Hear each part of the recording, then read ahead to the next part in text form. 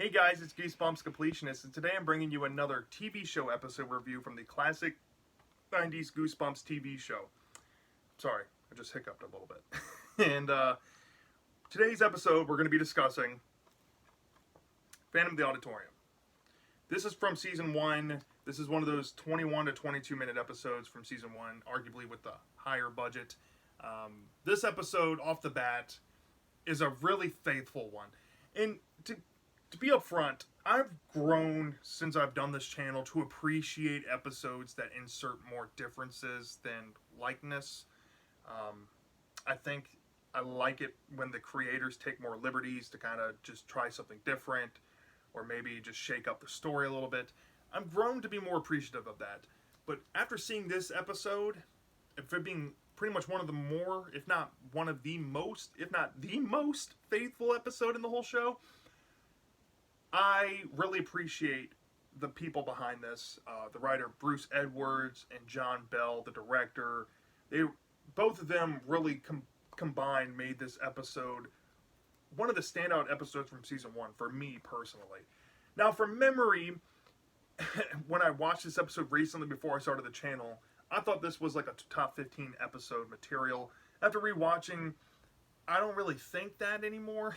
I definitely think it's still in the top 25. I think this is a very solid episode for what it is. It has a lot of rewatchability factor going for it. And I think a lot of people would really enjoy this episode. It's a fun one. It's spooky. It's atmospheric. It's well directed. There's a lot of fun, unique things John Bell, the director, puts into this episode. Like blurry effects when the character misses glasses and stuff like that. To how the lighting and mist effects look with the Phantom. It's so much fun. Try this episode if you have never watched it before. You will not miss out. If not, if you've never watched a TV show, this will be a great one to start with, because there's a lot of heart and soul put into this one. So yeah, let's start into the plot overview without giving too much away. Like I said, this episode is more faithful than your average episode in the show, but what this episode adds that the book doesn't have is like this ghostly psychic connection with the main character and the Phantom character in the story.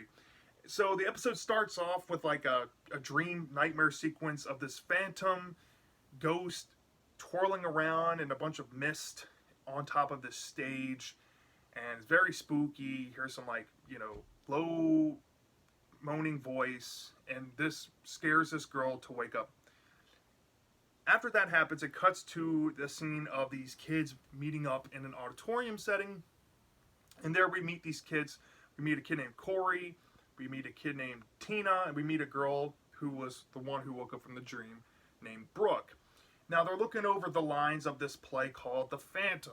Now, as Tina describes, because she apparently has all this information about this play, kind of reminiscent to the book, if you've read the book. She has all this information about the play's history. It goes back 70 plus years, back to the founding days of the school. And supposedly, there was a tragic accident that happened with one of the actors who was going to play the character of the Phantom. And as you guess it, the perspective play of the same name, The Phantom.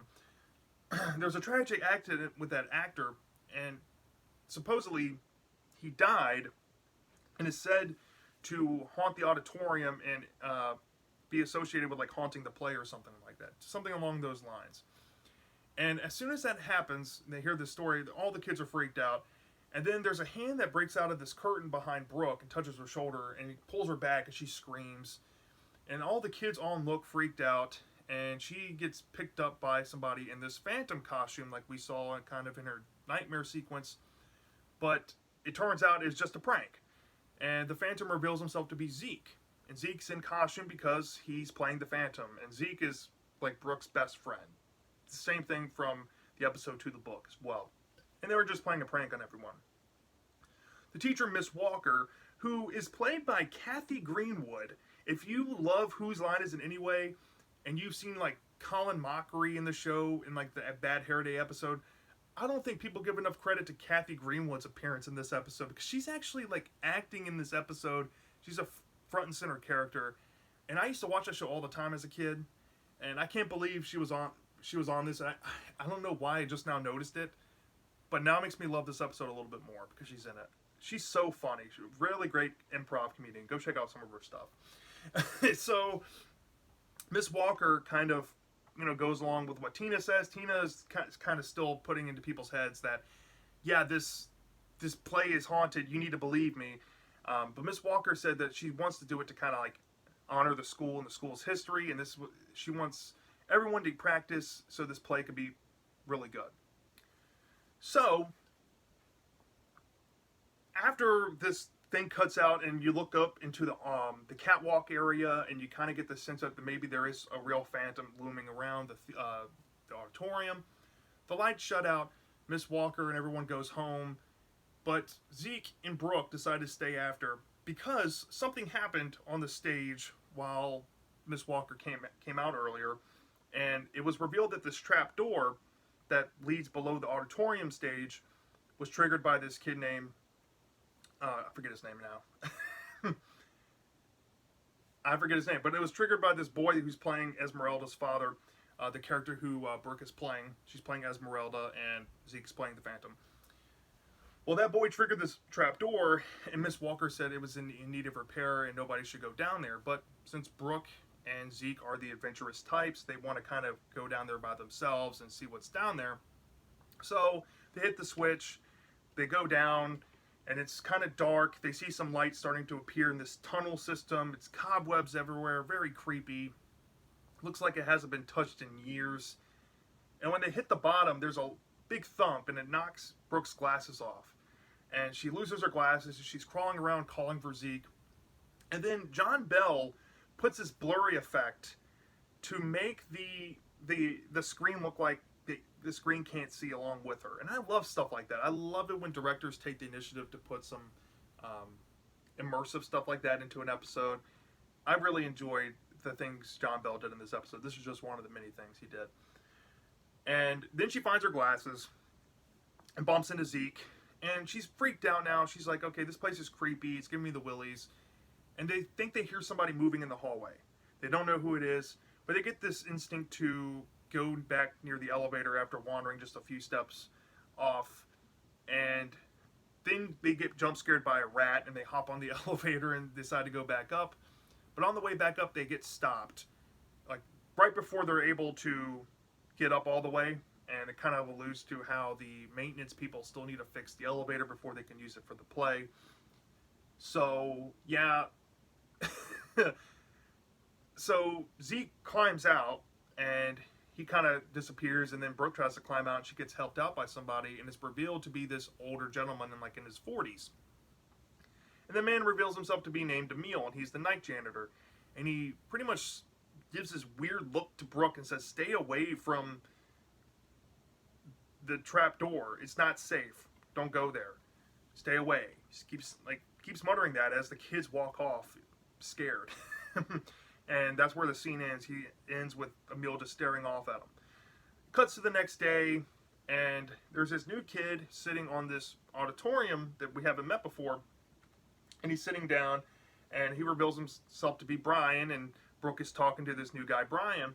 And Brian says, he's moved from out of town, and he's just happy to be part of this play. He got added to the production team that Tina's a part of. And Tina can't wait to use him because she's going to boss him around and make him do all the painting and stuff. So that happens, and we get to meet Brian for the first time. And Brooke needs to get something out of her locker. So Brooke goes to her locker and sees that there's this mask there with a sign that says, stay away from my home sweet home, Esmeralda. Or something like on the lines of that. Kind of like the book. And this freaks her out, and she thinks that she's being pranked on. She gets jump scared by the principal, and she thinks it was Zeke pranking her. But Zeke's like, I didn't do it. So she's like, okay, whatever. And then it cuts to later that night where she's practicing screaming. And she's practicing her lines, and there's a jump scare with a checkerboard. She opens up her closet door, and then she shuts her closet door with a mirror on it, and then sees the Phantom behind her and screams again. And it's Zeke in his costume, and Zeke's like, do you think I do a good job? and she's like pretty freaked out. And then I guess she's like down to practice lines with him, and she starts reading her lines, and she starts saying like one line, and then it cuts to the next line where it cuts to the school the next day or later on where she's reading her line. And that's another thing that John Bell, his transitions that he inserts into this episode feel really cool, and feel like they all kind of flow together, even though they're jumping from point A to point B. I really dig that. And Brooke's practicing her lines on the stage, and Tina's like, okay, we're about to rehearse this scene. And then Brooke gets like this like weird vision of the Phantom. For some reason. She gets like this weird vision of the Phantom. And she kind of shakes it off, and then we see Tina kind of like going up the stairs to prepare the scene. So Brooke's in character, playing Esmeralda. The other kid is playing her father, and they're rehearsing. And then all of a sudden this commotion comes out where the lights go out, and they see this Phantom figure up top. Miss Walker sees him, and the Phantom comes sliding down the rope, bringing the door down with him. And he comes over in like a deep man voice saying, "Stay away from my home sweet home, stay away." And he runs off and scurries off in a man's voice, and I'm pretty sure everyone heard it too. And the lights cut back on. Miss Walker comes and sees this door that's trampled, and it says, "Stay away from my home sweet home," in red paint. And Tina's like, well, there's red paint, let's follow the trail. And they follow the trail, and it leads to Zeke's locker. And Zeke was coming in late to rehearsal because he had a dentist appointment, but he's like, I don't know what's going on. This red trail of paint goes back to Zeke's locker.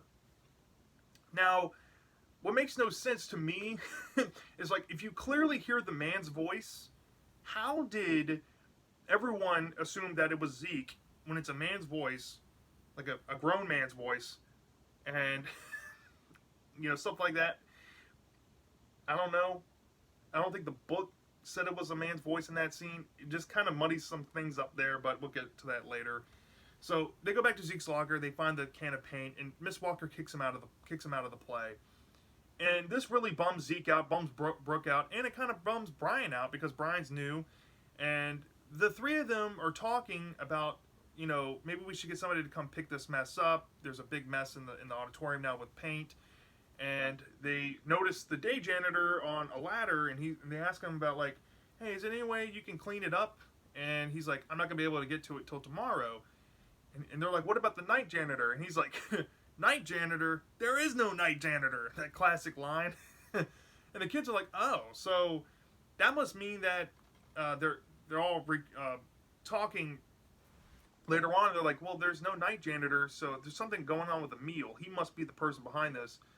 So they get this idea to go and try to find more information about Emil and why he doesn't want them to go down below the auditorium. So the three of them get together, and they decide to bring flashlights this time and go down below the stage again. And this time when they do, they're walking down the tunnel system, and they stumble across this room. And they look in the room, and they notice that somebody's living in there. And they don't know who it is. There's like a bed, there's food, somebody's easily living there. And then they get surprised from behind by the Phantom, at least who they think is the Phantom. And they run down the hall system, try to run back to the elevator. And the Phantom catches up with Brooke. She turns around, she grabs his mask and tears it off. It's Emil, the night janitor. This, of course, catches the attention of some faculty, and Emil scurries off and runs. And then, luckily, the faculty was having a meeting that night, and Miss Walker realizes that, oh, Emil has been living underneath there, and apparently all this stuff with the Phantom been going on is because Emil's like this squatter that he's been hiding underneath the stage, and I don't know, he's been framing people to get him away from the door or something. And the kids are like, yeah, it must be Emil. Emil must have been the person behind all this. So Miss Walker reinstates Zeke to be the Phantom, and everything seems to be all well. Until the night of the play. There's a time jump. It's the night of the play. It's coming to the final act with Esmeralda and the Phantom. Brooke is waiting for Zeke to come up from the elevator while Zeke is waiting in there. and Zeke gets cuffed by another person wearing a Phantom costume. And what happens next is Brooke gets her arm taken by this person who's wearing the Phantom costume. And the Phantom does some like improvisational lines saying, I died 70 years ago. I died a tragic death. I am the real Phantom. Now, Esmeralda, you must come with me to the dark pits or whatnot. And she kind of refuses, and then all of a sudden she throws the Phantom and he falls down the elevator shaft. And when that happens, everybody gives a standing ovation when the curtain calls and falls and fades to black. They bring up the elevator because somebody fell down there, and they find Zeke just laying on the elevator shaft, floor, unconscious. And Zeke kind of reveals that it wasn't him, and underneath him was a yearbook from the 1920s. Then they take a bow on the stage, and Miss Walker's happy that whatever the changes were, the crowd loved it, and it was awesome.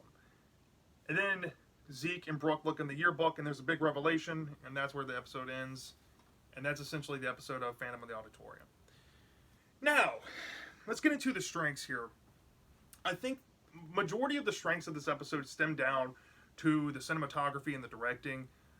It's very atmospheric. The Phantom, the character, the whole ghost mystique, the fog effects, the lighting, the purple lights, the purple and blues, the setting with like the tunnel system under the auditorium, everything is creepy, exactly how I would imagine it from reading the book.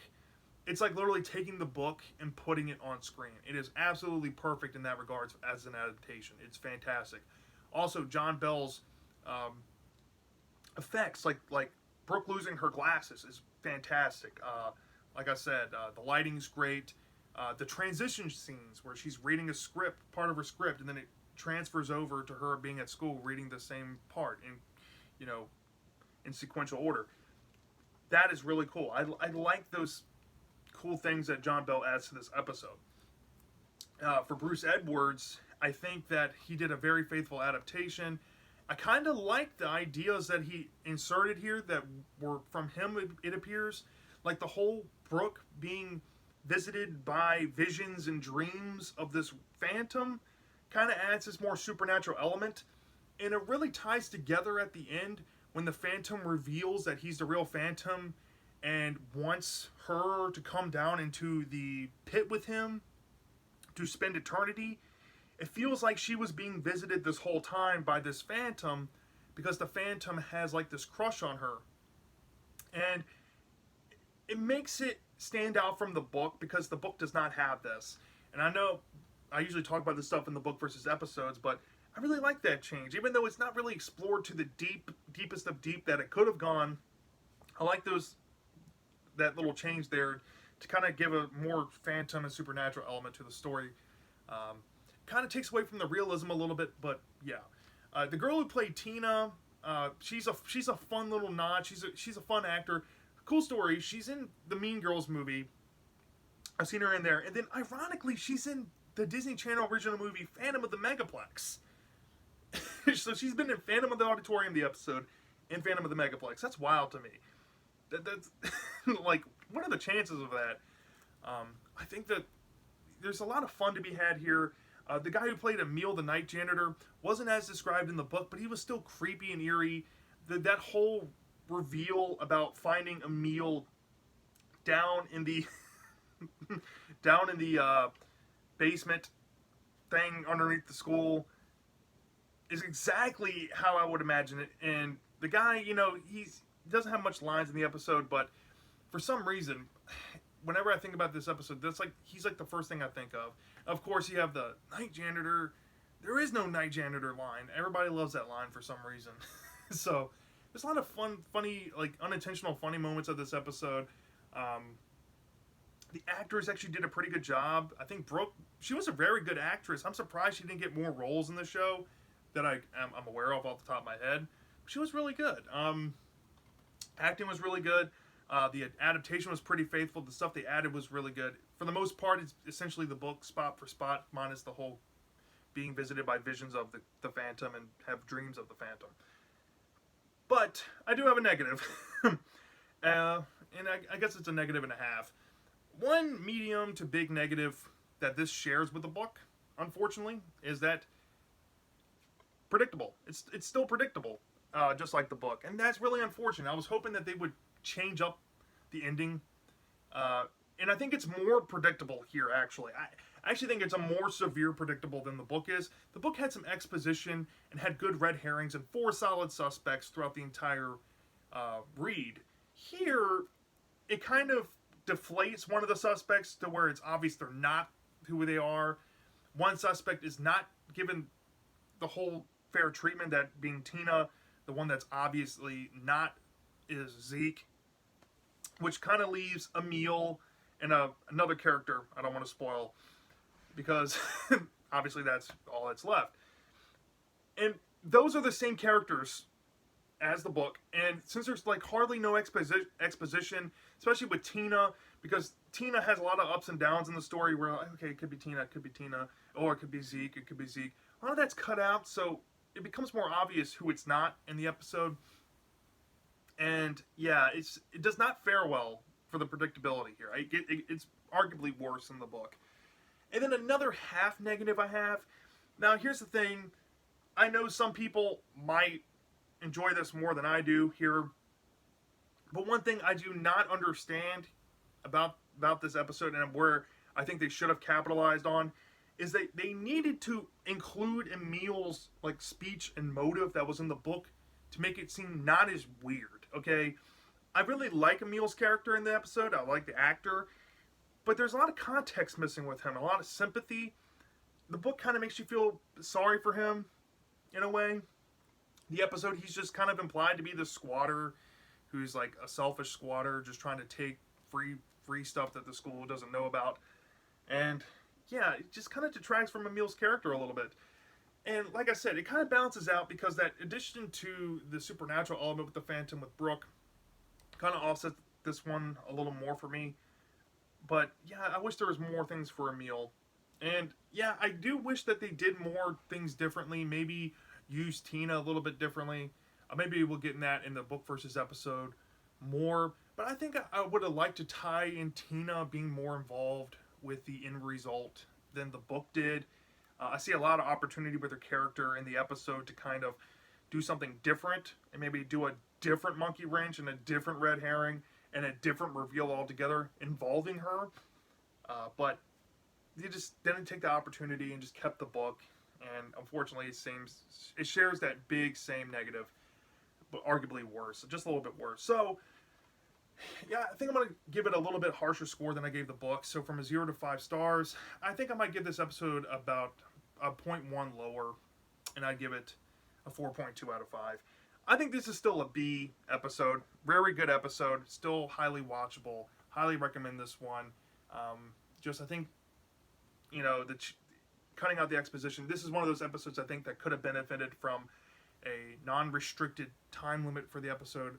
Adding at least 3 to 4 minutes could add some like some explanation, some exposition, and maybe some more hijinks with the Phantom, and could have fleshed the story out just a little bit more to knock it out. But as it is, it's a 4.2 out of 5. Really good episode still. Highly recommend this one if you haven't watched this before. Great introductory episode into the Goosebumps show.